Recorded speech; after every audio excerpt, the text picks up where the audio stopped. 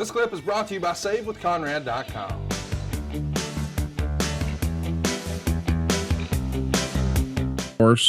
And the reason it was 3 hours is right there at the end, we had like a half hour of old school, never before seen footage, including matches with Jack Briscoe and Ric Flair, matches with Wahoo McDaniel and Ric Flair.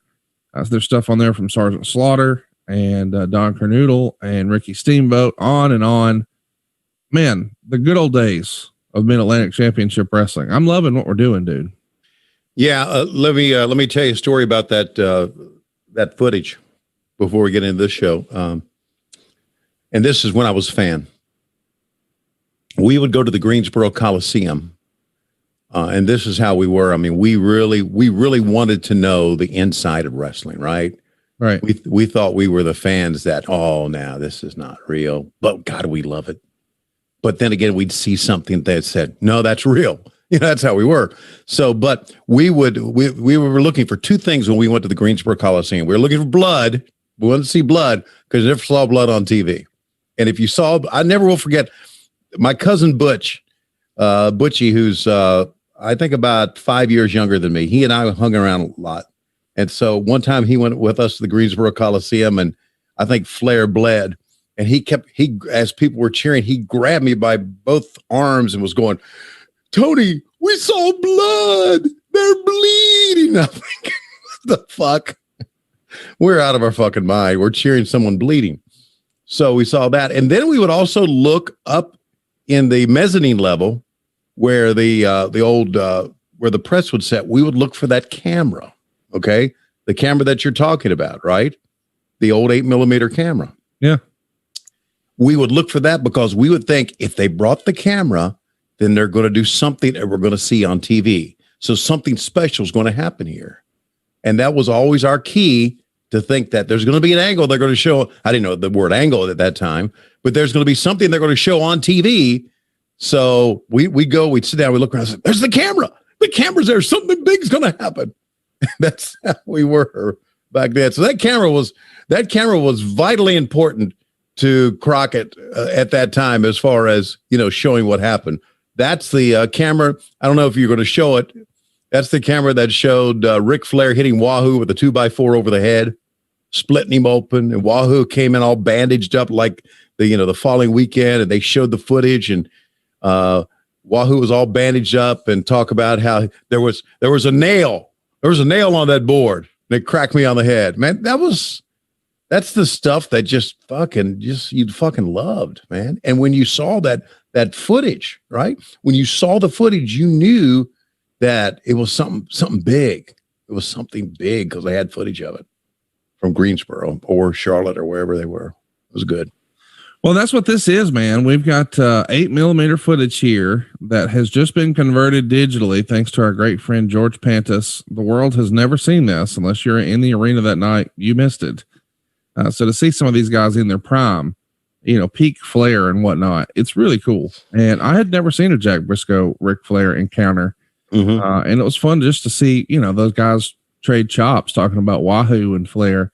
Yeah. Either way, it's all a little Easter egg at the end of part 1 of our Jim Crockett interview. Yes, we're working on part 2. As you can imagine, it takes a lot of time for a perfectionist like Chris McDonald to slide in all these reference points. Whenever, Mr. Crockett mentions a name, he goes and finds a picture of those folks. And we even, talk about the planes a lot, but I never asked, hey, what was the make and model of the planes? So afterwards, Chris says, hey, I need to know the make and model of the plane. So I'm just telling you what level of detail Chris went to here. Yeah. But normally when we're talking about, oh man, there was a lot of expense with the plane, whoever was doing the graphics for that would just go Google image a fucking jet and slide it in there. Cause how would we know the difference? Right. Not Chris. Chris goes and figures out what was the year, make and model, and let me find a picture of that one. And I'll give everybody a picture of exactly what this jet looked like.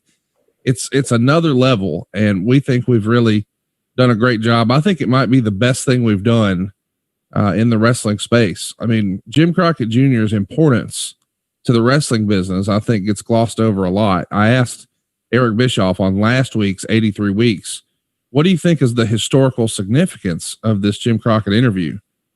And he took us down a road. He said, I wouldn't be doing this podcast if it weren't for Bruce Pritchard. And I wouldn't even know you and have the relationship we do and all of our other business ventures if it weren't for Bruce Pritchard. And I wouldn't have ever worked for WWE if it weren't for WCW. And I wouldn't have ever worked for WCW if it weren't for Jim Crockett. So in a weird way, Eric Bischoff says, I don't know that I would have been in the wrestling business. I mean, certainly beyond the AWA, because when the AWA went down, what would that have looked like? Right. But Jim Crockett made sure there was somewhere else to go. And I just think the historical significance of his contribution sort of gets glossed over. And I wanted to highlight it because the localized promo and the Four Horsemen and Flair becoming the man and, you know, War Games and Great American Bash and Starrcade. There's so many of his things, his innovations that still matter to people a lot, but it feels like nobody really considers him in the same vein they do of Vince McMahon. And I sort of made the analogy to the group chat the other day, and Tony, you're a comic book guy, so you can correct me on this. Mm-hmm. That once upon a time, the NWA, and for lack of a better word, Jim Crockett Promotions, was the chief rival of the WWF. And of course, the WWF may have shaken out to be Marvel, but that doesn't mean that DC Comics wasn't any good and didn't have any contributions. I mean, I think Batman is a DC guy, and hey, that's Ric Flair. Yeah. The point is, you know, this thing once upon a time was sort of a tight race. It was a 2-horse race, and you know, one was going to win. And yes, the Avengers and Marvel and all of that dwarfed the success of whatever DC Comics had, but that doesn't mean that DC wasn't important. And I think that's sort of the analogy I want to use for Jim Crockett and the NWA. Yeah, that's a very good analogy. And when I think about it, and you mentioned comic, you know, we've talked about my graphic novel is coming out soon, and there's a Kickstarter coming out. I want to give you throw out the website here where you can go and just get notifications about it. In that graphic comic, it talks about, man, I can't overstate this enough. I'm trying to think about the big moments in my career, right, that led me here. And to me, I go back to the biggest moment in my career was going into Jim Crockett's office, sitting down with Jimmy, and Jimmy being very serious like he was, and telling me that what I was about to see when they take me to the back, what I was about to see is to stay in this building. Mm. And he told me that in all seriousness. And I felt at that time that I was now a part of this, part of something that I really passionately loved, right? And I thought, now I'm crossing over. I didn't know exactly what I would see or what he was talking about, but I knew there was something going on that not many people would be on the inside of. Mm-hmm. So I took that seriously. And that's why throughout the years that when I would see or hear about reports going on to Dave Meltzer or Wade Keller or the Dirt Sheets, it would kind of piss me off because I was thinking those guys were probably told the same thing. And they would go out and stooge off or talk about what went on. So anyway, so I had that meeting. He brought in Gene Anderson, and I know I've told this story before. Gene and I walked from Jimmy's office back the back hallway and walked through the garage there and opened that double doors, and there was everybody. There was my freaking childhood. There was Ricky Steamboat, not really my childhood, but my teenage years and my college years from the 10th grade on. There was Ricky Steamboat, there was Wahoo McDaniel, there was Greg Valentine, there was Ric Flair, and all of a sudden now I'm in this world and they're all friends. And I had been in the other world to where they were enemies. And it was like one of the biggest moments of my life, no doubt. And I never will forget, Greg Valentine went to Gene Anderson. I could see it and I heard it. And Valentine says, "Hey, what's this guy doing back here?" Right. So like all of a sudden now they're really, really protective of smartening up people.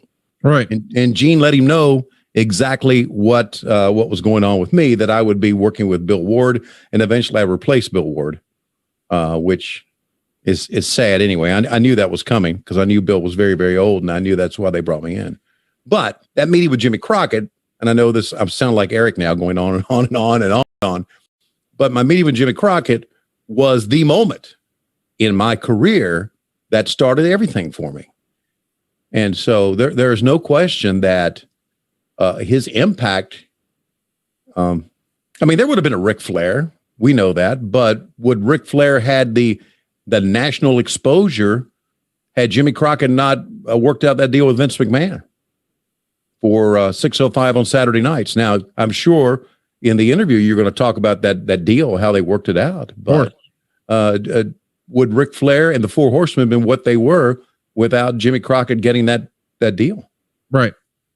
And Jimmy got the deal. David wasn't there that I recall. David was with me. We were waiting on Jimmy to come back. Maybe David was there, years and years ago. You forget.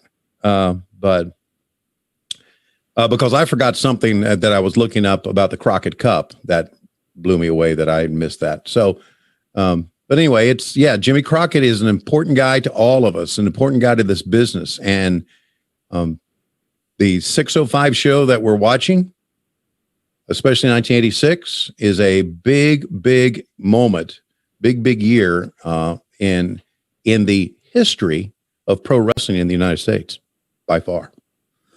Well, I'm really excited about what we're doing, and I hope you guys are digging it half as much as Tony and I are. Without further ado, though, let's get this show on the road. I think you've even got a special countdown for us today, don't you, Tone? Yeah, I got a special countdown from our buddy Rajiv out of Sacramento, California, longtime low-key big hog listener on our Patreon channel. That's patreon.com/WHW Monday. Rajiv, I guess Carl Mandick's going to help him out. Carl Mandick is a pretty good little audio producer. He's out of his mind. Yeah, we all know that. Yeah, but he admits it. And so anyway, without further ado, Rajiv, let's go to you. And let's go. Well, wait a minute. Hang on a second. February 22nd, 1986 is where you want to be. Thank you. I was making sure I was at the right place. All right, Rajiv, I know. Let's wake up Mandick, roll tape, and here we go. I drive a truck, 4-hour a week. Does that make me truck driver? The world, Nature Boy Ric Flair, and I'm sure you've heard the comments not only of Dusty Rhodes, Let but me of just Ron say Garvin. one thing before I get too excited. I got a special little girl in Melrose, Minnesota that writes me each week and wants to know what is causing all of this. In other words, to you, darling, next time you see me, I'll show you this again, too. Now, let me say one thing. Jim Crockett's Senior Memorial Cup, the grandest wrestling spectacular of all time. The Cup, Jim Crockett Sr., 50 years, the biggest promotional outfit in our great sport, as you know. They're putting together a program. The city is going to be chosen very shortly, and I'll tell the whole world right now that I'm taking my cousin, Arn Anderson, the world television champion. I'm putting him right here next to the world's heavyweight champion, and the Jim Crockett Sr. Memorial Cup is as good as ours. Money in the bank, Daddy. Woo! Okay, that's for the heavyweight champion of the world, Nature Boy Ric Flair. Your cousin's in the ring for a match. This is a great opportunity for the intelligent wrestling fans out there to take a look at two great athletes. The junior heavyweight champ and the world television champ, my cousin, the great Arn Anderson. Come on. Hey, it's Conrad Thompson. Thanks for checking out the podcast here on YouTube.